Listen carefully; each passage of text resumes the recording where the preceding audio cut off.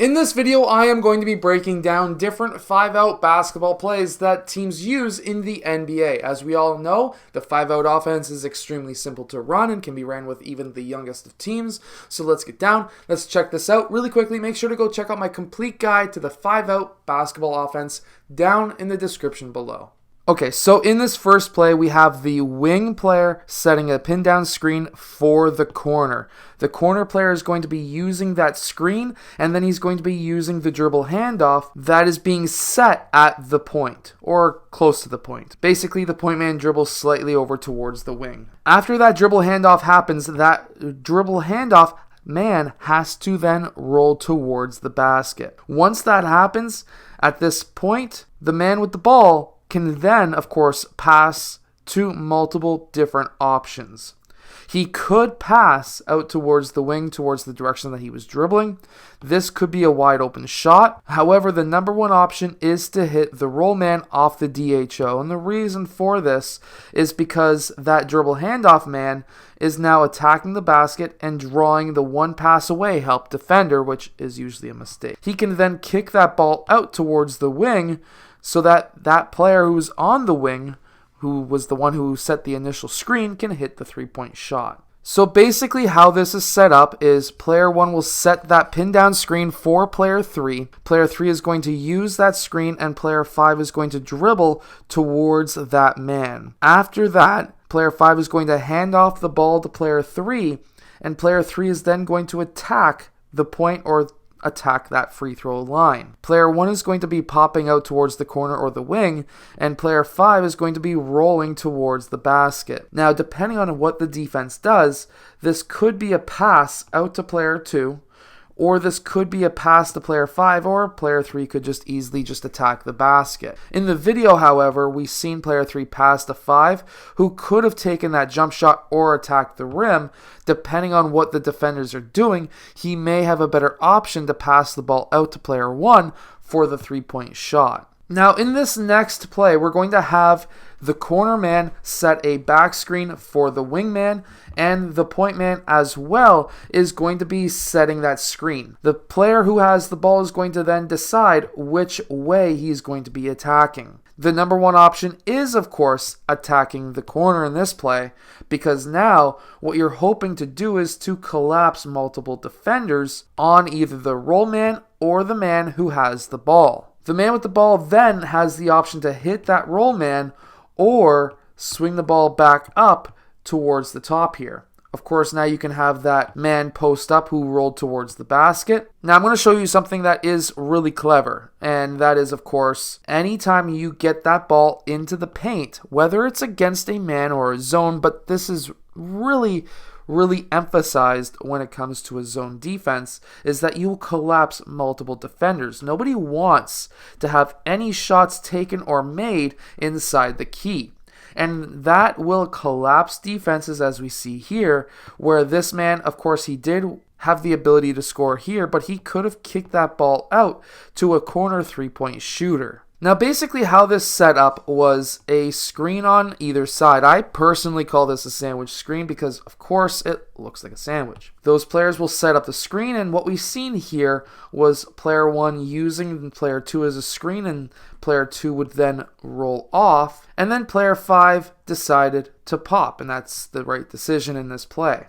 Player 1 then has the option to pass to player 2 or to pass to player 5. Player 2 is the number one option, which is why that pass who went to player 5 was then able to get that pass to player 2, because player 2 is the number one option because they really want to get that ball into the paint. However, if we go back and we set up this sandwich screen, or what I call a sandwich screen once again, player 1, if he was to attack this side, he needs to attack that free throw line. Player 2 is going to be popping towards the corner, and player 5 will be rolling towards the basket.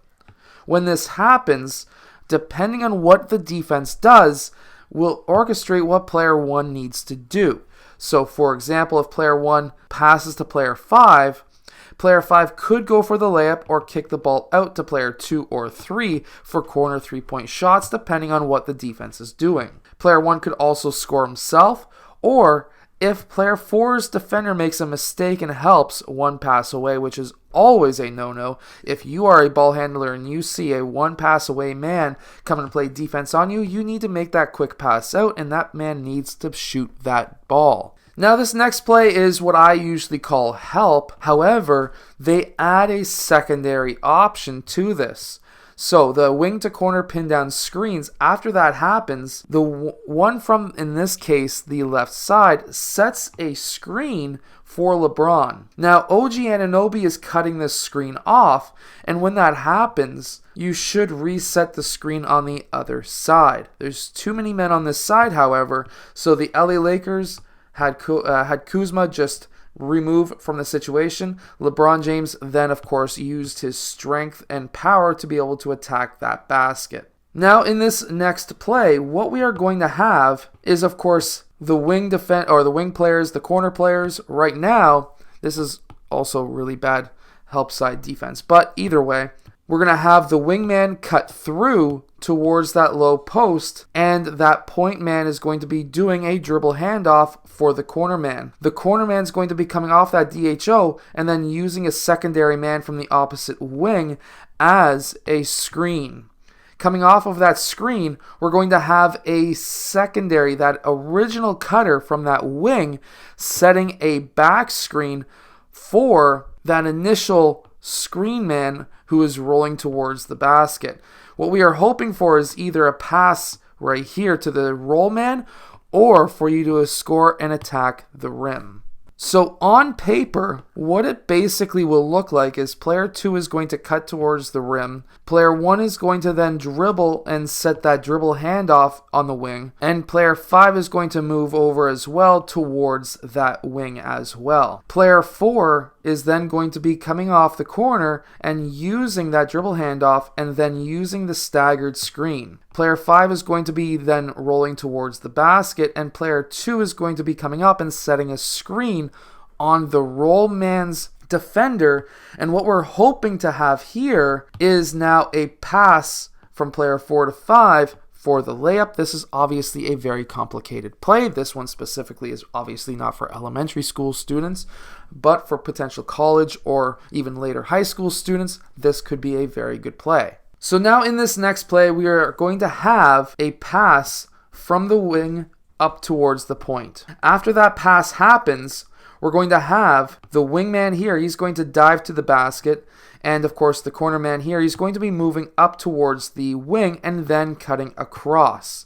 This is extremely important because now we're going to have that wing to post pass, and it's going to be a pin down screen for that ball handler, who's going to then attack the rim, as we see right here. Again, a very advanced play for anyone younger than senior high school. So essentially, we're going to have a pass to the point, and then at this time, player 5 is going to be then cutting towards that low post. Player 1 is going to be dribbling out towards this side, and player 3 is going to be showing to the ball, and then, of course, cutting across the free throw line and out. At this time, we're going to have a pass into player 5, and player 1 is going to then run in and then set that screen for player 5, who is going to use that screen and then attack the rim. What we are trying to see is if these players, defender-wise, the defenders move in at all, he can kick that ball out. If not, he can go for the score. Make sure to go check out my complete 5-out basketball guide down in the description below. I hope that this video has helped you with your basketball team. If it has, hit that like button and subscribe, and I'll see you guys again next time.